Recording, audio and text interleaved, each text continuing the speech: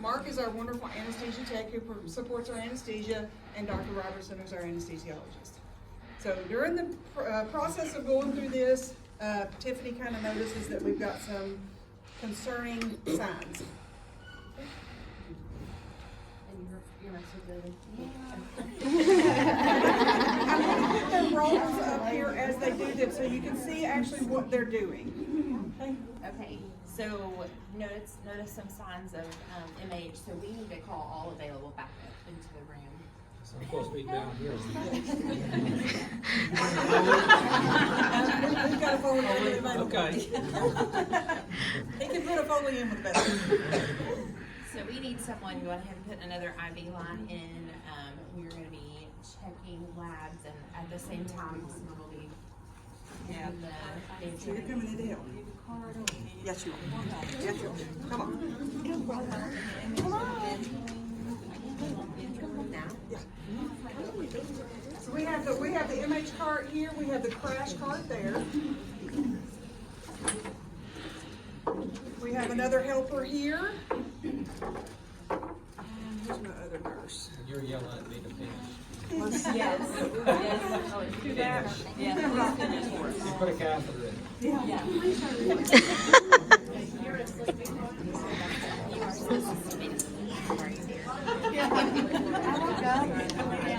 I forgot about that.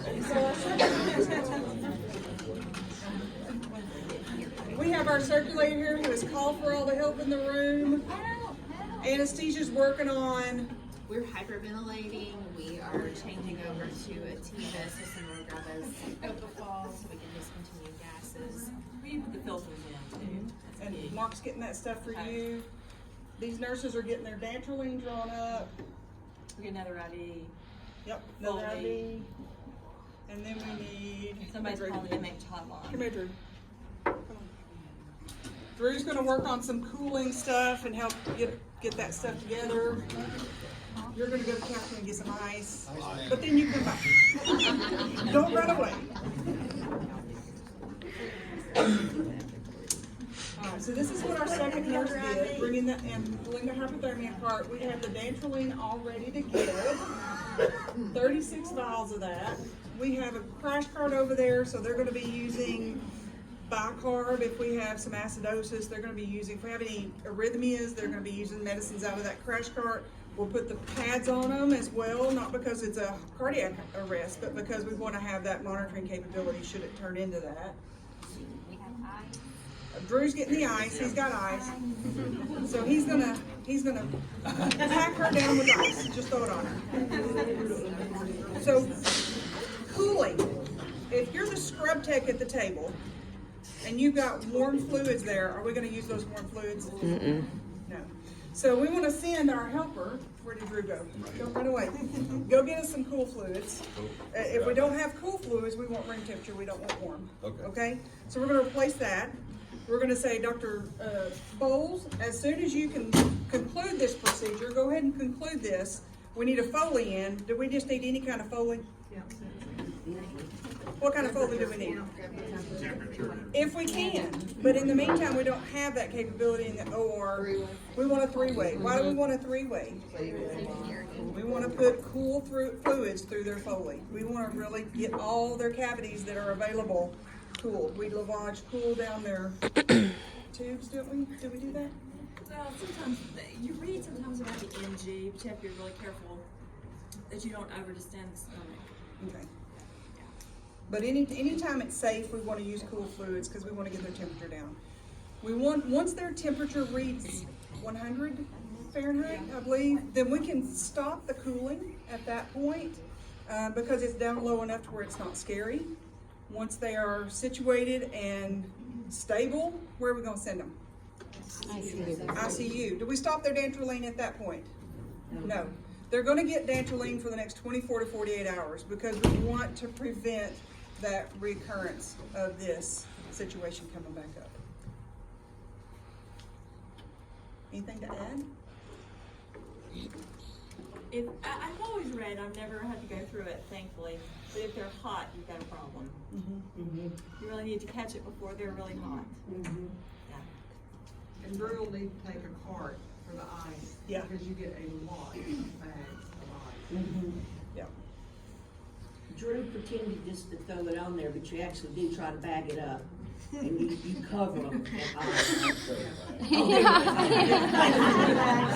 You want it up under the arms. You He just want doesn't do it it. everywhere you can put it.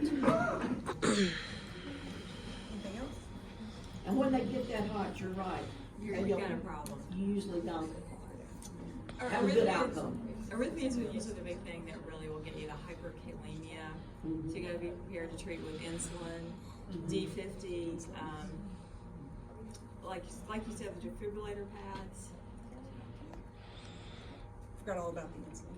What's that? I forgot all about the insulin. With insulin, you get in your Omnicell. Cool fluids. If we know a patient's coming in, we are definitely going to. Sorry, I just saw somebody I hadn't seen in a while. We are definitely going to put some fluids in the refrigerator and get them cooled down.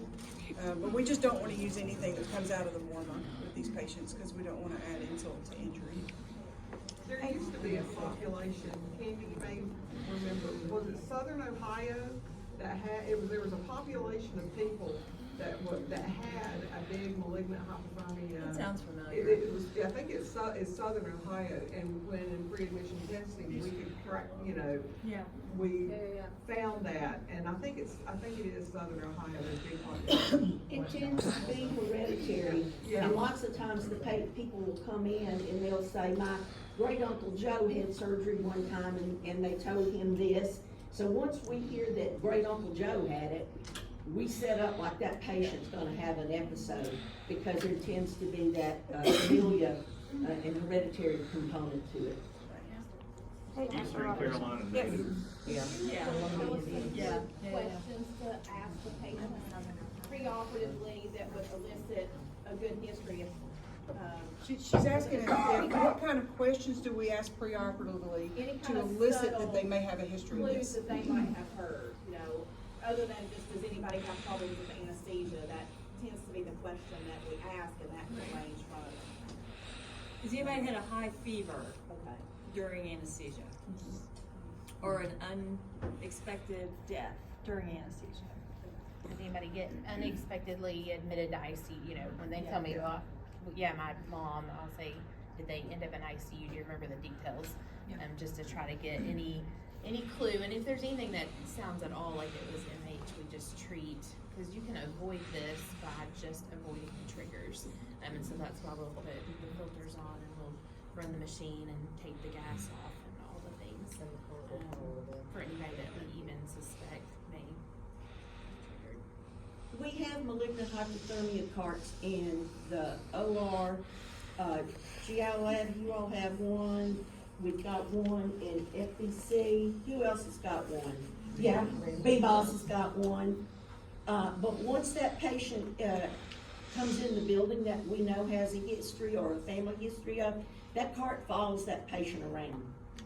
And it'll be in the OR, it'll be in the recovery room. Wherever that patient's going, that cart's going with them because we don't want anybody to get caught needing it and not have it. And once this starts, we want that cart in there first thing.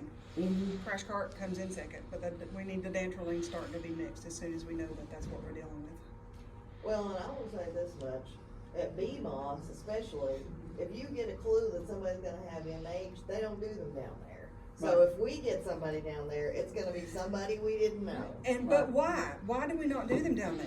Well, Because clearly you the wanna have them up morbidity- at the hospital. Right. You don't have an SIC down there. The morbidity of doing this at an outpatient surgery center is astronomical. Yeah. Whereas here, if we can get it before they go in the OR, right as it happens, and we can treat it and get them to the ICU, their morbidity is much less. And luckily ours lives that we have down Oh, good. Got That's a good 911 thing. there real quick and over here. Yeah. Well, Yeah, we're but- lucky that our ambulatory surgery center is just right here. Some of them are close. Go have practice, anybody wants to come practice that dantrolene, if you've never mixed it, you should really Yeah, try. I do have some extra dantrolene up here if you want to mix it. These little adapters that we use are fantastic. If you've ever tried to pull that stuff up with a syringe, it's kind of difficult. And with that dantrolene, you have to mix it with sterile water. And Kathy reminded me this morning, where'd you go, Kathy? What we use distilled water? Is that what? For practice, okay. But sterile water in the OR will work? Not real. She said the sterile water to reconstitute is stocked in the cart.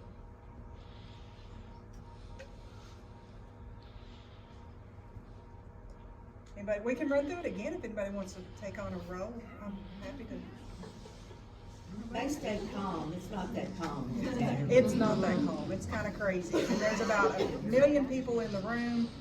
And I would just say, if you go in a room and we're having this crisis and you say, can I do anything to help? And somebody says, don't need you right now, either step back to the corner or just leave the room, because there is such a thing as too many people in there. You walk in though, and nobody has a chance to be recording stuff. Grab a pencil and paper and start recording. Which that was one of our roles that Ken did here. He's writing things recording? down. Yes. Okay, Mhm. good. And your surgeon, they usually just sort of get back and get out of the way and let anesthesia run the show. He did a real good job this morning, didn't he? And if anesthesia wants them to do something, they will, but they generally go, not me. Right.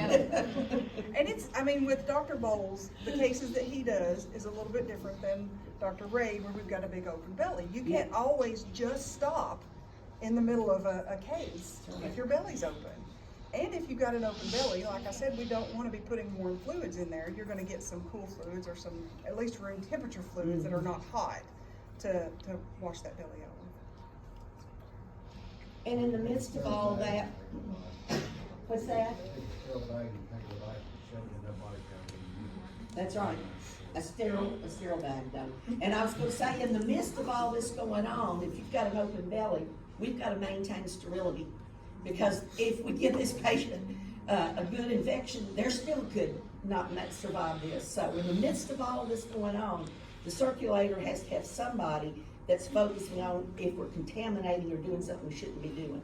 And it may not be her, she may have somebody else that she says, you make sure where everything stays sterile, because she's working on 1,000 other things.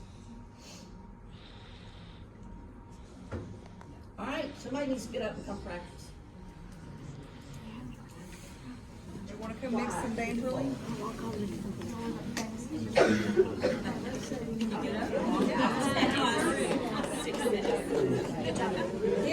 That's fine. If you didn't sign in when you came in, make